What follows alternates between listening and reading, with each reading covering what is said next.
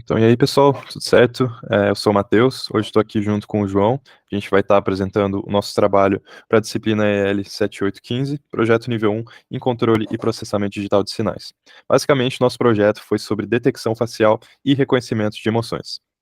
Passando agora para a parte das ferramentas utilizadas no nosso projeto, o approach que a gente usou foi de redes neurais, então redes neurais convolucionais aqui para fazer essa classificação aí de emoções. É um método bastante avançado, que a gente já tem bastante material para estudar isso, então foi um processo interessante assim para descobrir e aprender sobre essas funcionalidades.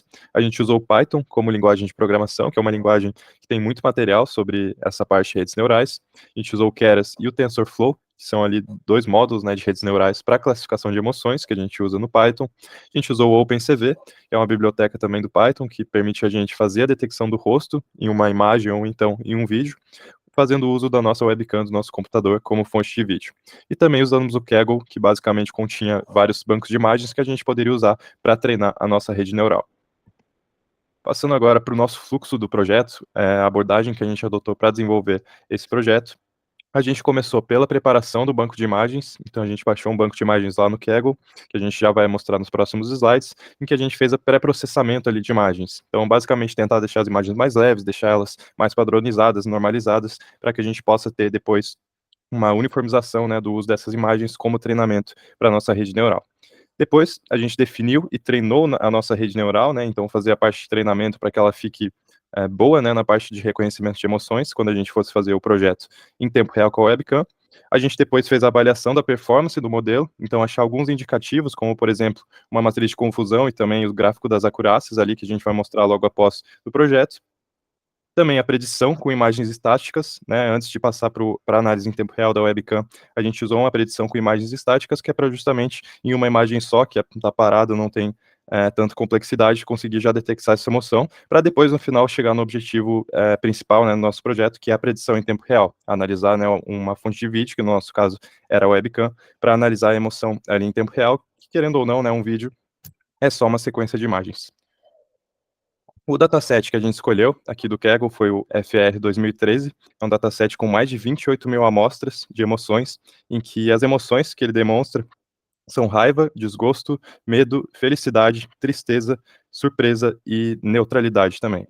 Então, passando agora para os gráficos da quantidade de imagens que a gente usou. Primeiramente, a gente tem aqui a quantidade das imagens de treino. Então, vocês veem que essa é uma rede neural que não vai estar balanceada, ela vai estar desbalanceada justamente por conta dessa diferença da quantidade de imagens. A gente buscou manter um padrão, de certa forma, mas vocês podem ver que, por exemplo, felicidade e desgosto, nojo, está bem diferente o nível delas, e isso vai refletir justamente na performance dela depois. Pela matriz de confusão, a gente vai conseguir ver qual que é a influência, né, dessa quantidade de imagens de treino no resultado da rede neural. Então, nesse próximo slide, a gente tem a quantidade de imagens de teste. Vocês podem ver que a gente usou a mesma proporção das imagens de treino, só que, é claro, um número menor. Afinal, que para teste, para validação, é geralmente usado um número menor do que as imagens de treino. Então, agora da parte da preparação de imagens, né, que é essa etapa mais inicial do nosso projeto, a gente fez o carregamento das imagens para os conjuntos de dados para fazer justamente o teste e a validação deles depois. A gente utilizou a função Image Data Generator do TensorFlow para fazer a otimização das imagens, em que basicamente a gente começou por uma reescala ou normalização de cada das imagens, né, que é dividir todos os valores, todos os pixels ali por 255, justamente para obter valores entre 0 e 1, que representa a cor, né, daquele pixel.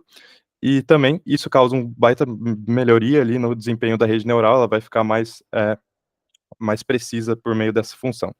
A gente também utilizou o método Flow from Directory, do TensorFlow, que vai fazer o carregamento dos arquivos dos subdiretórios do nosso projeto. Ele também vai atribuir os rótulos às nossas imagens, com base no nome da pasta, e cada pasta, rótulo, nesse caso, representa uma emoção diferente. Foi assim que a gente se organizou. Também a gente fez alteração da dimensão de todas as imagens para 100 por 100 pixels, basicamente com o objetivo de também tornar mais leve, né, as imagens, geralmente elas são maiores que isso, mas tornando elas padronizadas, assim, 100 por 100, como a gente pode até ver na imagem da direita, ela fica um pouco com uma qualidade um pouco menor, mas acaba que os traços ali de emoção ainda conseguem ser detectados. E também a gente utilizou o preto e branco como espaço de cor, né, justamente para causar uma redução da dimensão das imagens, e isso acaba, consequentemente, tornando o treinamento dessa rede neural bem mais leve e mais rápido de ser feito. E também a possibilidade da gente fazer o treinamento local no nosso computador. No caso, a gente usou o VS Code, né, a gente teve até alguns problemas com o Google Colab no início, justamente por essa dificuldade de fazer de ter essa dependência, né, de uma GPU externa para fazer o treinamento, e também por conta de bibliotecas como o OpenCV e tudo mais, elas funcionaram muito melhor ali rodando no nosso próprio computador, então isso acabou facilitando. E essa foi a parte inicial de preparação das imagens. Perfeito. Como o Matheus explicou, a gente, após esse tratamento de imagens, a gente passou por uma rede neural. Então, a gente inventou alguns problemas iniciais, porque, a priori, quando a gente começou a fazer o projeto, a gente imaginava utilizar o Google Colab, mas a gente não, justamente por conta das GPUs, e conseguiu utilizar imagens mais complexas por conta disso, mas devido ao webcam, que é o nosso objetivo principal, a gente não conseguiu utilizar o Google Colab, a gente pelo menos teve bastante dificuldade. Por isso, a gente teve que trabalhar nessa preparação das imagens, redução da dimensionalidade delas, para que seja possível utilizar um treinamento local, que foi feito no meu computador. Com a rede neural utilizada, foi a rede neural convolucional, que ela é a mais utilizada quando trata-se de imagem, é específica para isso, e no nosso caso ela teve 5 camadas, sendo algumas de pooling e convolucionais, explicando para quem não tem um conhecimento tão grande sobre redes convolucionais, como que ela funciona. Tem a imagem ali no canto inferior direito de como que ela mais ou menos funciona. Então, ela pega uma imagem e ela faz esse quadradinho que a gente chama de batch, e ela começa a fazer uma sumarização desses batches em dimensionalidades menores para processar e dessa forma classificar, e no final a gente transforma isso num vetor para gerar um output. Então, no nosso caso, a gente começou uma imagem 100%, depois ela diminuiu 50 por 50, depois 25 por 25, depois 10 por 10, depois 5 por 5. E com isso, a gente teve nossa última camada, que conseguiu fazer uma ativação para a gente definir qual que seria a emoção prevista a partir de todo o processamento da imagem. Então, com isso, a gente conseguiu classificar entre as nossas 7 classes principais de emoções. A gente utilizou o otimizador Adam, que ele é bastante utilizado para classificações de imagem também.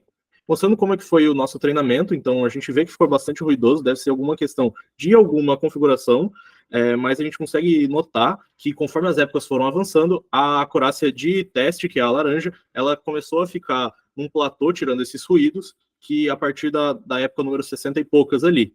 E a mesma coisa com a loss, ela começou a se estabilizar, então foi o momento que é o suficiente de treinamento, ou seja, se fosse retreinar, talvez apenas 75 épocas seriam o suficiente. E vocês também notam que a partir dali, as duas curvas, a de treino e de teste, começam a descolar, que isso indica um overfitting, que é um problema muito comum quando a gente trata de machine learning. Enfim, após o treinamento da rede, a gente precisa testá-la. Então, como a gente fez isso? A gente primeiro botou numa matriz de confusão para ver como que ela ia predizer as nossas imagens de teste para assim conseguir gerar uma acurácia. Então, a gente, no final do treinamento, teve uma acurácia de treino de 89 e de validação de 65, que também é uma demonstração de que o modelo final ele ficou teve um overfit, mas o que vale realmente é a de validação. Também vendo a matriz de confusão, a gente consegue notar o que o Matheus já nos adiantou, de que a label de felicidade ela funcionaria muito melhor, porque a gente teve mais imagens. Um próximo passo para o desenvolvimento do projeto talvez seria utilizar algumas técnicas que a gente viu até na própria disciplina, como o Data Augmentation, que a gente conseguiria gerar mais imagens a partir de girando, mudando a escala de cor, e de várias outras técnicas que a gente conseguiria utilizar para aumentar o número de amostras das nossas classes com menos amostras. Outra possível solução seria atribuir pesos proporcionais ao número de amostras que a gente teria por classe.